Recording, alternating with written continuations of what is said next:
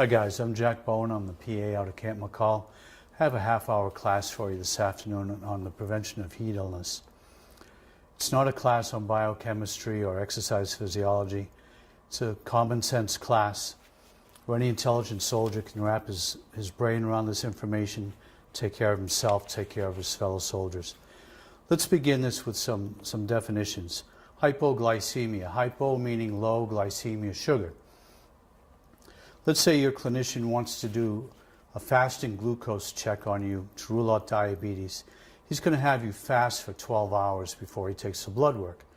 What that means is you go home, you have a normal dinner, and after 7 o'clock you're not going to drink anything, eat or drink anything except for water. You go to the clinic in the morning at 7, draw your blood 12 hours later, and you can go have breakfast.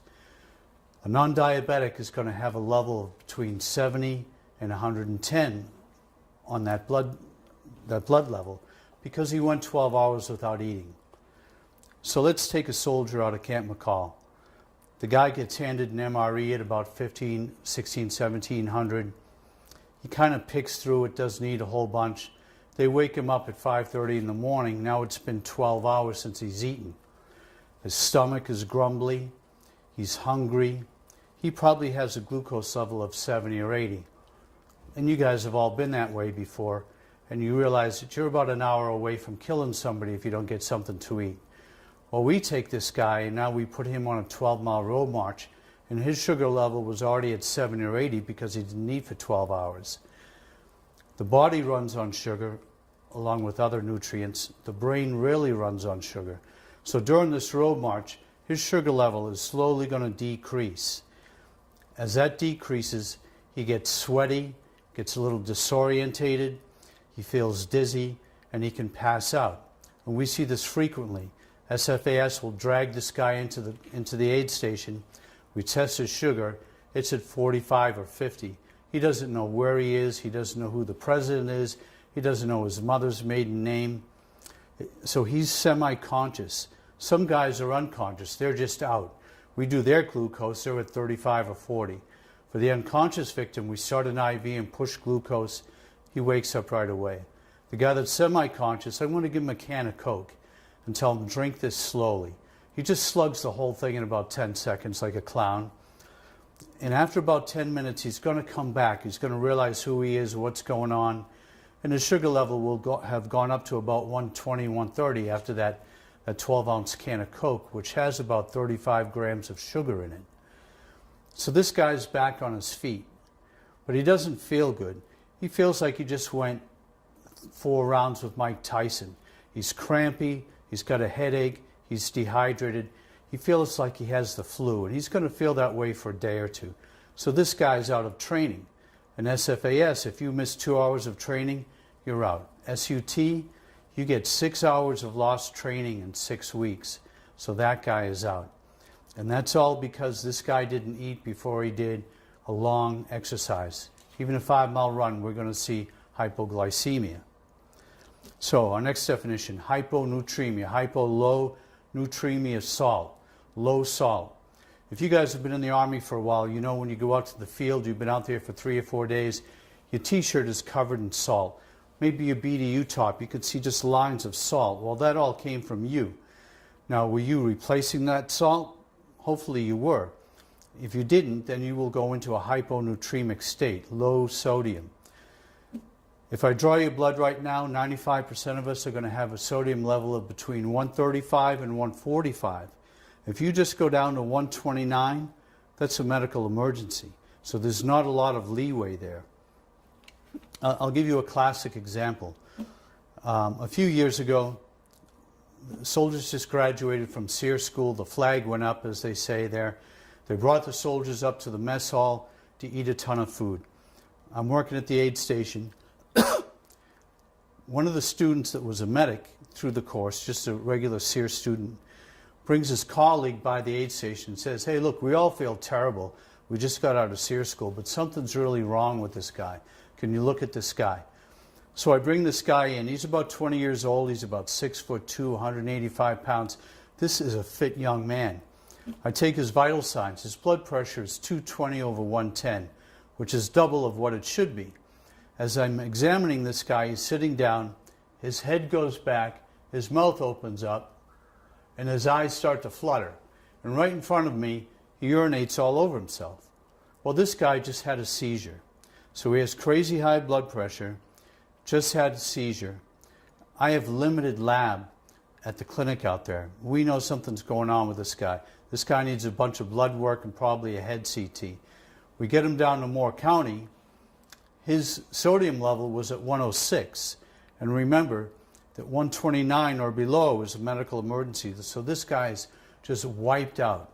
So what happened to this guy physiologically? When the sodium level drops down, the glial cells, the main cells in the brain, they swell. They absorb all this fluid from interstitial space, so your brain swells. There's no room in the compartment of the skull for extra swelling. So the brain herniates, which means it pushes on the base of the skull and it can hemorrhage because there's sharp areas at the base of the skull. Also, your spinal cord swells. So that's a tough break, right? With all this swelling, blood from the heart can't get to the brain to oxygenate the brain. Well, the heart's not going to put up with that. So the heart says, watch this. And it raises the blood pressure to 220 over 110 to pump the oxygenated blood into the brain. So everything's going wrong with this guy. Fortunately, we had Moore County, which was right down the street. They identify this quickly, and they take this soldier and they bring him up to neuro ICU. So his sodium level is really low. And we found out clinically over the years in America that if we raise the sodium level within 24 hours back to our normal range, what happens is the pons, these cool little glands that sit on the brainstem, they start to swell and they demyelinate. So demyelinate it's a complex word, and what it really means is the conductive nerve tissue gets stripped and it can't receive or send a message. So that can lead to death. Your brain can no longer communicate with our other important parts like the spinal cord. So what we do is we slowly nurse that sodium level back to normal over 48 to 72 hours. So this is a really complicated thing. And I've had multiple patients with hyponatremia out there. We've made great steps to alleviate this, but the bottom line is it's all on the soldier. He has to eat. Third definition, heat cramps. The standard guy that comes into my aid station with heat cramps, he looks pretty good. And he's looking at me saying, Doc, you know, I feel okay, but my arms and my legs and my gut, they're cramping, they're tightening up. I feel a little nauseous. I take his vital signs, his glucose, totally normal. This guy's okay. That's a classic example of heat cramps, which often becomes a prelude to heat exhaustion if we don't stop the heat cramps in time. Heat exhaustion. A typical example, I'm going to see that in SUT. So this guy's been out in the field for 3 or 4 days. He hasn't drank enough, he hasn't eaten enough, and he hasn't used his ORS packet. So about day 3, this guy is kneeling down. He's alert and orientated. He knows exactly where he is and what's going on. He's probably vomiting. Probably has a colorectal temp of 101. And he's telling the NCO, Sarge, I'm going nowhere. I'm spent. I can't do one more step. They'll bring that guy into me for treatment. That's our classic heat exhaustion. And we can see that after a 5-mile run. Commonly, we see it with the guy that's been out in the field for a few days that hasn't been eating or drinking enough. Heat stroke. We define heat stroke by the level of consciousness. Has this guy been unconscious for 3 minutes or more from a heat injury? Or has he been disorientated for 15 minutes or more from a heat injury? How is he disorientated? Again, he doesn't know his mother's maiden name. He doesn't know that President Trump is in charge. He thinks he's on Fort Sill and not on Camp McCall. He doesn't know what month it is. If he's that way for 15 minutes or more from a heat injury, regardless of his rectal temp, that's heat stroke. Most of my patients with heat stroke are going to have a rectal temp of 104 or above, but you can't take that for granted. We've had guys with heat stroke with a rectal temp of 102. So our last definition, rhabdomyolysis, great big word.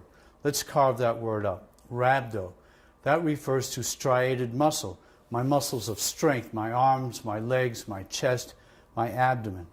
Myo refers to the myoglobin within that cell. That's our energy source for that cell. Myoglobin lysis. Lysis means to cut or to sever. So rhabdomyolysis means that the cells of my striated muscles are exploding. That happens during an aerobic activity. I'm rucking hard. I'm running hard. I've been working out in the field all day. Maybe I've been on a roof for 8 hours laying tar, working hard. That's when rhabdomyolysis happens.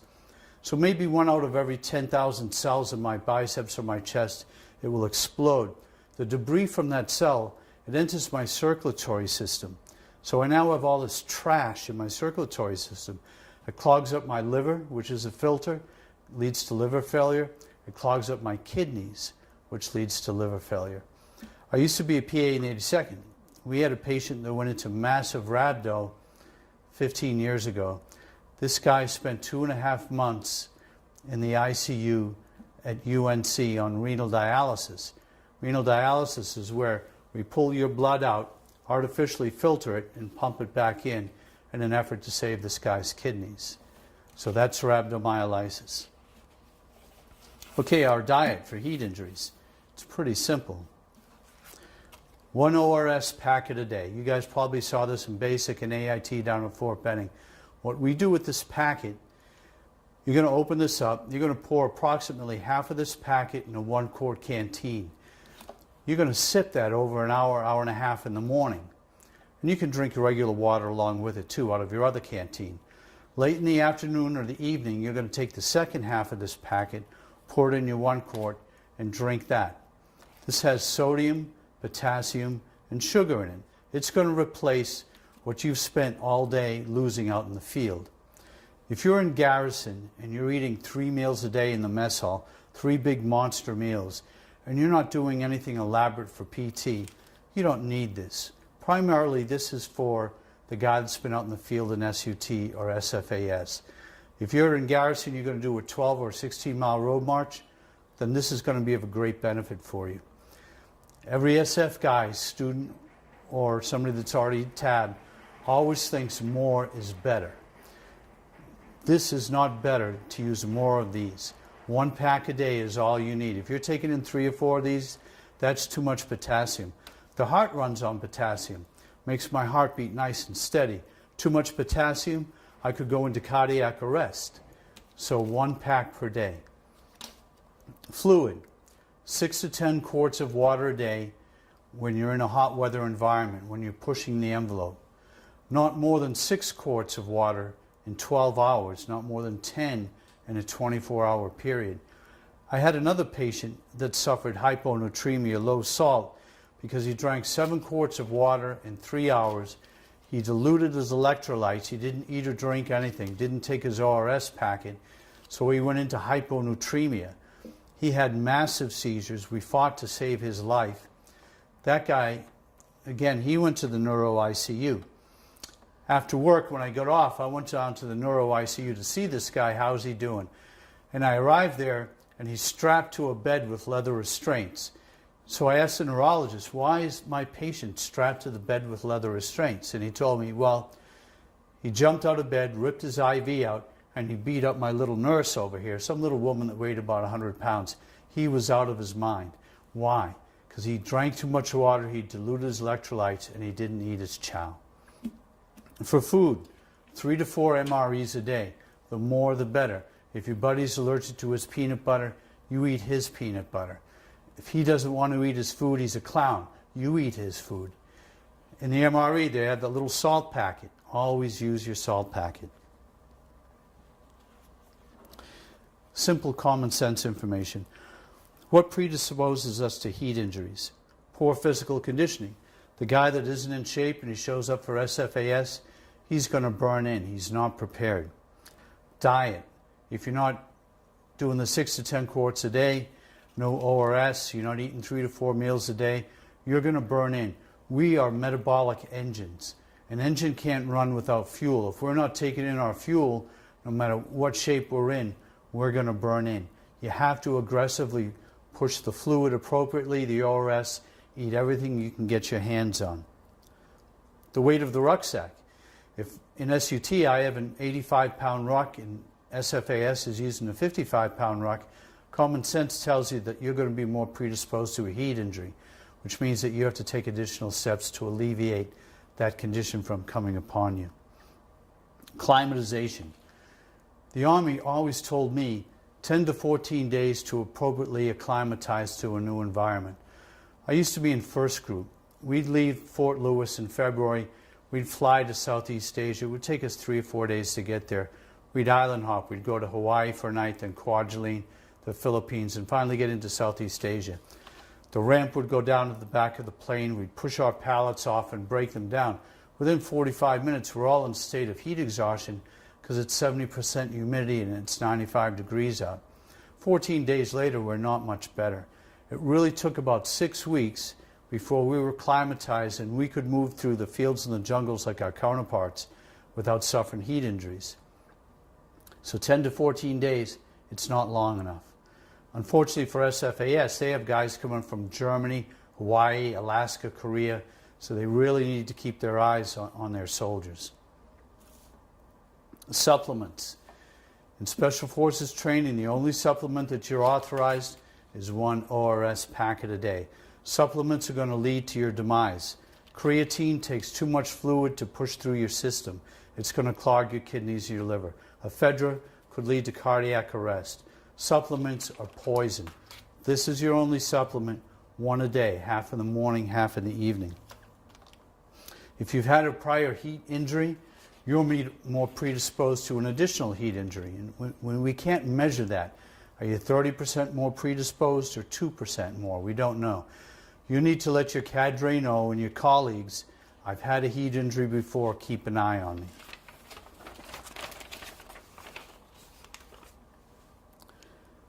So let's go over some treatments. Treatments for heat cramps. So that's the guy that came into my aid station. He said, hey doc, you know, I feel a little nauseous, I'm okay, but my legs, my arms, my chest are cramping up. I'm going to sit that guy down for an hour. I'm going to give him an IV.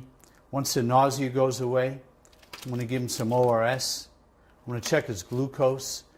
I'm going to give him something to eat too. I'm going to keep him there for an hour. After an hour, the guy got 1 liter of fluid, nice and slow and steady. He got some chow in him. He drank some fluid. Now he feels like $1 million. I'm going to put that guy back into training. 90% of those guys do great. 10% are going to come back to me and say, hey, this is getting worse. And that's going to go into a state of heat exhaustion. But primarily for heat cramps, if I treat him appropriately, he can go back to training. Heat exhaustion. Remember the guy out in SUT? He was alert and orientated. He had a rectal temp of 101. He's taking a knee and telling Sarge, I can't go any farther. He's sweating his brains out. They bring him into me. I do a rectal temp on him. I take his vital signs, his glucose. They all look pretty good, but he's nauseous. I'm going to sit this guy out. I'm going to start an IV on him. 1,000 cc's of normal saline. I'm going to run this into him in about 45 minutes. This guy's not dying. And I'll run a second bag. He's sitting up. He's breathing fine. He's going to pass out. He's physically exhausted. I wake him up in about a half an hour. I give him some chow to eat. I'll start a second bag on him. So now I've had this guy for an hour and a half, and he's got about 1,500 cc's of fluid in him. I'm going to get him up and have him go to the bathroom. I want to make sure his kidneys are working okay. And he's just finished a full MRE. Now the guy is telling me, hey, I feel pretty good. I can go back to training. Well, we found out if we put this guy right back into training, he's just going to crash and burn in big time. So what we do with this guy, we let him go take a shower for 10 or 15 minutes. It makes him feel better. We send him to the mess hall. He eats about 3,000 calories of glop. Hamburger, french fries, has some Coke, has some ice cream. It just fills his system. And then we let him rest for about 6 hours in an air-conditioned environment. This reboots that guy. He can go back to training. Some of these guys, after 2 hours, will tell me, Doc, I'm not feeling good. Something's up. He only had a rectal temp of 101, but something's cooking with this guy. He's going to go into WOMAC. We're going to do some labs on him. He may be in a mild state of rhabdomyolysis. So the lab work is going to tell us if we've compromised his kidneys, his liver, or if he's in rhabdo. Sometimes the guy that felt great, remember we sent him to the mess hall, he took a shower, he slept. 90% of those guys, 6 hours later, are going to tell me they feel great. He can go back to training. 10% are going to say, I don't feel good. I can't put my finger on it, but I don't feel good. Almost always, these guys are going to have a pulse of about 100, where the guy that feels great, he has a pulse of about 60 or 70. So the guy that doesn't feel good, he's going into WOMAC. We're going to look at his liver, his kidneys. We're going to look at his myoglobin, what his creatinine is. At that point, that guy just bought himself at least a minimum of a 30-day profile. Anyone with a rectal temp, regardless of how good they feel, is going into WOMAC. You feel like Conan, you got a rectal temp of 103, you're going in. And that's going to buy you at least a 30-day profile. There's no way around it. So heat stroke. You can kind of look at heat stroke and rhabdomyolysis in the same ballpark. So my quintessential patient that comes in with heat stroke, the guy just did a 5-mile run and he ran his brains out. He finished that thing in 34 minutes. He burned himself into the ground. The cadre are dragging this guy in. He's this white. He looks terrible. He's in respiratory depression. He's not breathing well. He's covered in his own sweat and covered in all the fluid that they dumped on him. I take the pad off of my gurney. I throw him on the stainless steel. I sit this guy up because patients breathe better when they're sitting up. I take his vital signs. His oxygen saturation rate is down. I put nasal prongs on this guy and pump oxygen into him. I don't put a mask on him. He gets the nasal prongs. So he's sitting up. We cut all of his clothes off immediately. I get a core rectal temp. This guy's at 107. We get the IV started really quick. Once the IV is on, at the same time we're doing the IV, we're going to dump some ice blankets on this guy.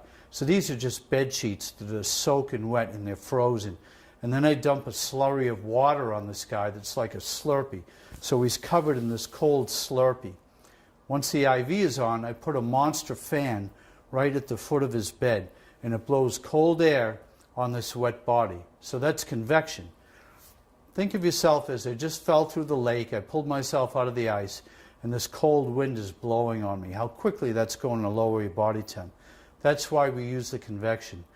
The fan blows so quick, we have to have the IV in first before we turn on the fan, or it blows everything around the room. So while that's going on, this guy, maybe he's going into seizures, he's puking his brains out. And that's why we don't use an oral mask for the oxygen, or he'll aspirate the vomit. So he gets the nasal prongs. So he's defecating on himself, he's urinating, he's having a seizure. The aid station's just covered with feces, urine, vomit. It's just one big party at the aid station. And so we're watching this guy's rectal temp. It's sitting there, 107, 107, 107. For 5 minutes, we're doing everything right. And all of a sudden, it starts to break. And it breaks quickly. A minute later, it's at 106.2, 105.4, 104.8. This guy's coming down. The seizures that they usually have are petit mal seizures. I don't dump Valium into these guys because he's already in respiratory depression. And once he gets down to about 104, the seizures disappear. He's at 103.5. Now he's alert and orientated again. And he looks at me and says, they all say the same thing. Hey, I can go back to training, right? And I always lie to them. I say, yeah, you can go back to training, buddy. Give me 10 minutes. Then they feel better and they shut up. Once his temp gets between 103 and 102, we stop everything. We get the ice off this guy, we shut off the fan, and he's probably shivering. I'll put a blanket on him at 102.4.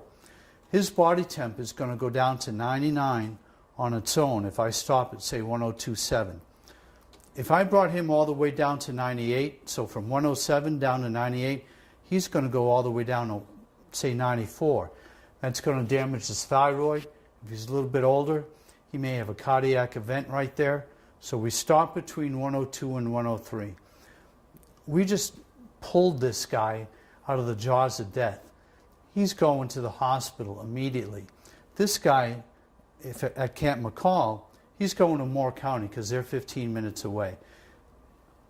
My heat exhaustion guy, if he needs to go to the hospital, he's going to Womack. We had one gentleman, he was 21 years old. He came in with a rectal temp of 109.7. What this guy did was he did a ruck run in 90 degrees on a nice humid morning, ran himself into the ground. On the ambulance ride into Moore County with the paramedics, he aspirated, so we swallowed a whole bunch of vomit into his lungs. When he got into the ER, he vomited again. He was having grand mal seizures all the time. They saved his life. He was on neuro ICU. We had to paralyze him with medication so we could intubate him. It was a mess. So that's how we treat heat stroke out there. That's how we treat rhabdomyolysis. It's 100 miles an hour. We have about 10 minutes to get our meat hooks on this guy and save his life. It's a life and death thing. A lot of Americans die from heat stroke. If we can get these patients quick enough, they do fine.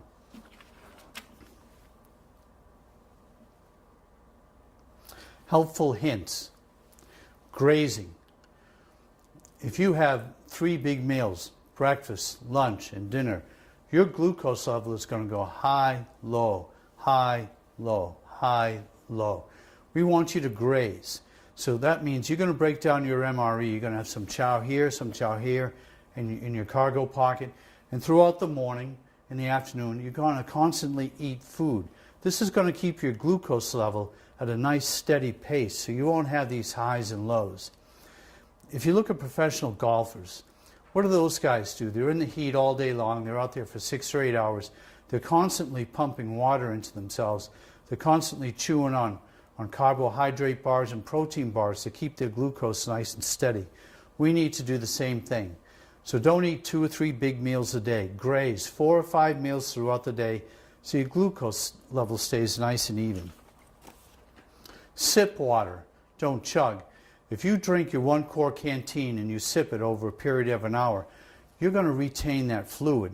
If you down that in 10 or 15 minutes, you're either going to have a bowel movement or you're going to have to urinate in 20 minutes, so you really didn't absorb that fluid. So you're going to constantly sip your water throughout the day. So you're going to have a nice healthy urination about every hour and a half, and you're going to do fine.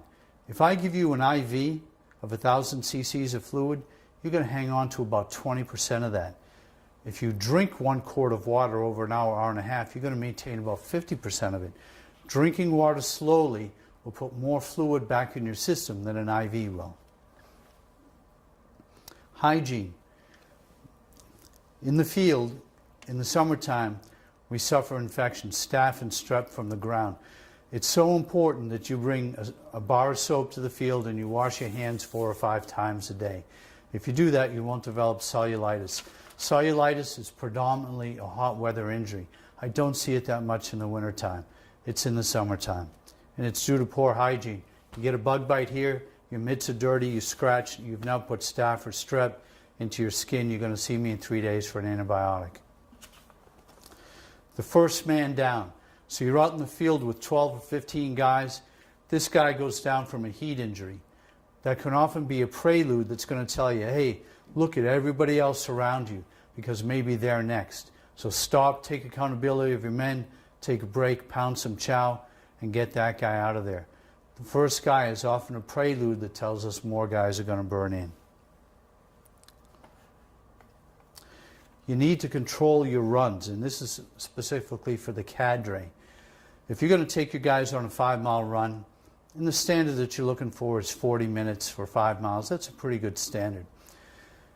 If you have a cadre in front and he sets his pace for 36 minutes and no student can pass him, now you've controlled the run.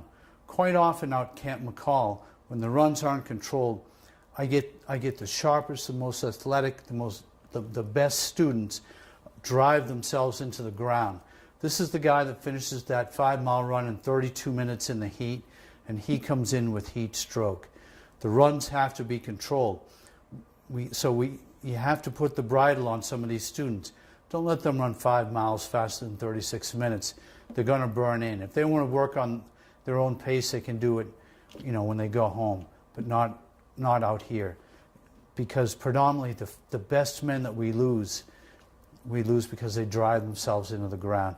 And it's a shame because this guy was in great shape. Now he's got a 90-day profile. He's out of here.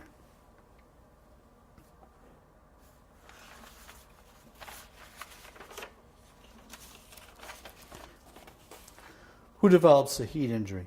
So we talked about the first man, the guy that drove himself into the ground. We need to control him.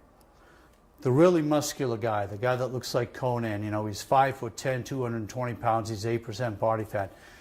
That guy is not air cooled. He can't dissipate his heat from his body like somebody that's slender. He wasn't made to run fast. He was made to stand there with an axe and a mace and deal with it. So we need to keep an eye on this guy. If you're one of those guys or your colleague is one, keep an eye on him because they tend to burn in kind of quick. Those guys have a tougher time with aerobic activity. Let's take the gazelle, the guy he's 6'2", 160 pounds. That guy is air cooled. He can run all day. As long as he's bringing in enough food, enough fluid in the ORS packet, that guy's going to do great. Then we have Lumpy. Okay, God bless Lumpy. He's the smartest guy out there because this guy's been heavy all of his life. He knows his body. He knows his capabilities. He won't drive himself into the ground. So you could tell Lumpy, hey, let's pick it up. You got to go. He's just going to smile at you and go on at his own pace. He's too cool to drive himself into the ground. I never see the heavy guy in for a heat injury because he'll either stop or slow down. He won't put himself into that position. Just one thing on the heavy guy. Some of you guys are going to finally graduate the Q course and you're going to show up at your team. And the team sergeant is going to introduce you to everybody. And you're going to see this heavy-set guy on your team. Don't look at him with contempt because he's probably as strong as a country horse. He just has a little bit of padding on him. So before you decide to judge Lumpy, you might want to figure out where you stand with that guy. So, also, the guys that don't listen to their bodies, the guy that drives himself into the ground even when he felt nauseous, he wouldn't quit no matter what. He's not a quitter. That guy's a clown. If you're not feeling good, you just need to stop for a few minutes and get it together. Down some fluid, put a protein bar down your throat, and take it from there. If you drive yourself into the ground, you get a 90-day profile, you're going nowhere.